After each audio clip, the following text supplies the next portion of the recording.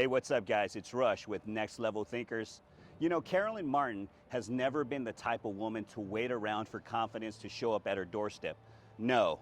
Whether it was in her decision to enlist in the United States Marine Corps and dare to drive up the ranks to be one of very few women among men to showcase her strength, courage, and leadership, or is it in her continued pursuit to prove who she is outside of this prestigious uniform that she'll forever wear?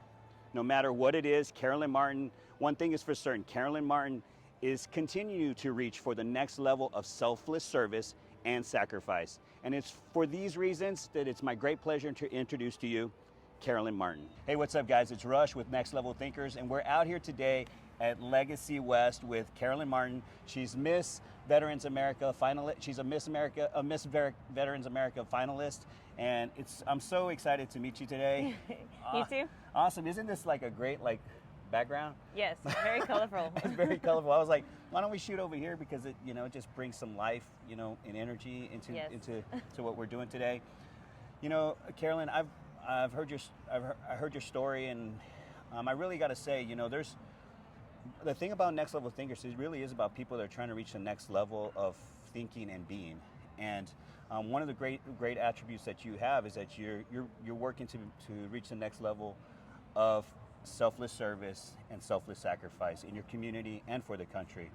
Tell us a little bit about why you Tell us a little bit of why you joined the United States Marine Corps, and what are some of the attributes that women bring to the United States Marine Corps and the military as a whole?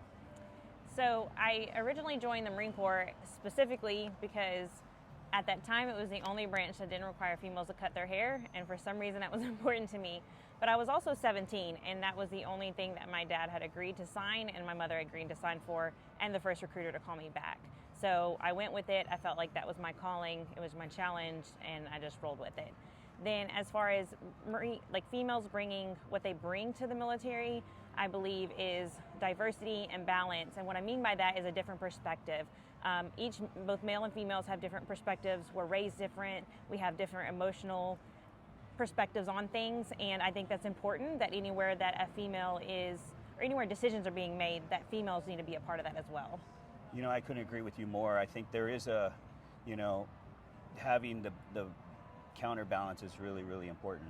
Yes. Okay, so tell me, I know you do a lot of nonprofit work, and specifically you do a lot of nonprofit for homeless veterans.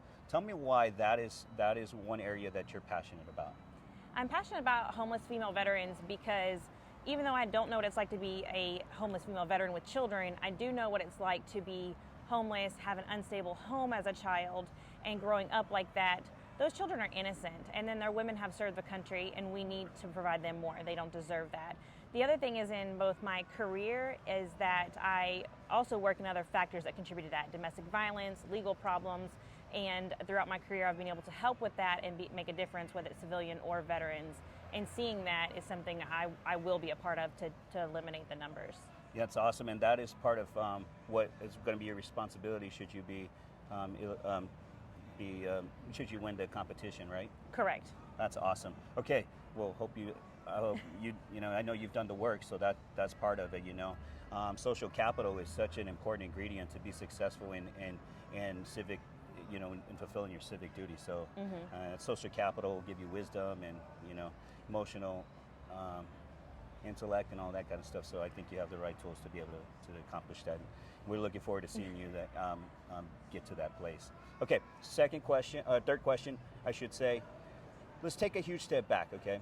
Out of all the medals and awards that you won, what has been your greatest achievement from enlisting in the United States Marine Corps?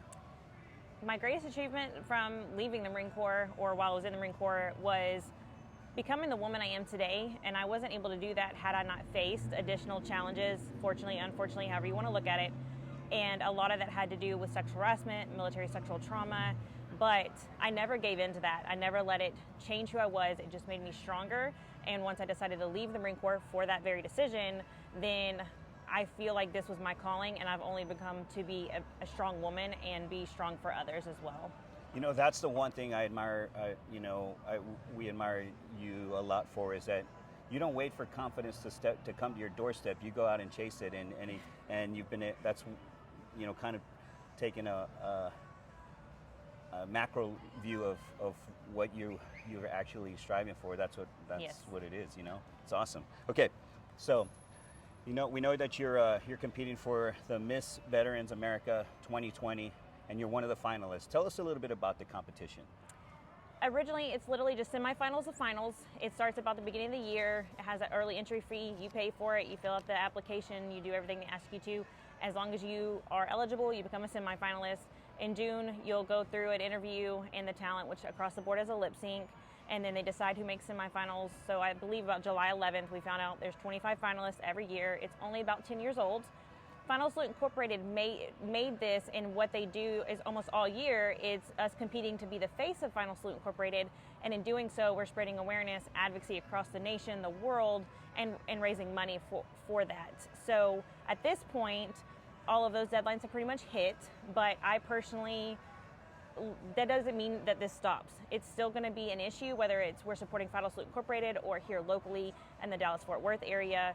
And so on Sunday will be our finals, and they will decide based off of our interview how we've done in fundraising, how we've advocated, how we've carried ourselves, and then kind of just our background. They'll take all of that in totality and then decide who will be Miss Veteran America 2020. That's awesome. I hope that this is a great opportunity for.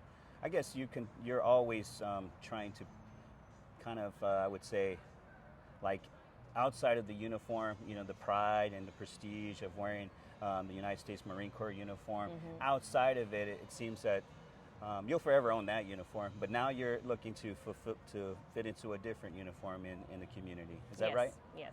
That's awesome. Okay. There's, everything that's going on in the nation. This is a kind of a hard-hitting question. Everything that's gone on in the nation. What's one piece of inspiration that you would like to give to the community, to everyone who watches this? So when I went through cosmetology school, which was the first thing I did after the Marine Corps, and I was leaving, the education director, I did an interview on her, and what her quote is never settle for good. That's what stops you from being great. And I took that to heart, and I ran with it ever since, because as long as you don't settle, then nothing is impossible, and I'll continue to chase those challenges. So regardless of the adversities or obstacles that you face, giving up is not an option, no matter where you're at, and that's what is important in helping yourself and helping others. That's awesome. Okay, now, if people want to support do they vote for you, or how does it work? Like, what's entailed? Do they vote for you, or how can they support the cause, anyways, if they don't vote? So it's all made by the judge of panels, and each one is a female from a different branch. They're all volunteer for Final Salute Incorporated. However, especially during COVID, that's really hit Final Salute Incorporated. They've had to halt some of their things and not be able to help women as much. However, that doesn't mean the need for the finances to come in or the donations. They're a 501c or 501c3, sorry. C3, okay. So it is tax deductible. You can go to finalsaluteinc.org and donate on their website straight there. It's most important now to raise the money during COVID to get that so they can all get back on their feet and help the homeless female veterans, because now we're seeing an increase in that, and they're already the fastest growing homeless population segment of all homelessness. So the best way to do anything at this point is to share anything that I post, continue to spread awareness, and be a part of the change by donating what you can. Awesome. I'm sure you're going to have people do that after this video. First of all, it's a pleasure to meet you. I look forward to seeing the outcome of it. Now, okay, remind us again, when is the decision made? So it's virtual, and on October 11th, so Sunday, from 6 to 8 Eastern Standard Time, it'll be aired, and we all just it's going to be interesting. We are the first virtual group, so this is very different. There's been a lot of rehearsals, a lot of chaos, but we've all adapted, and the tribal women I'm working with, that's been phenomenal.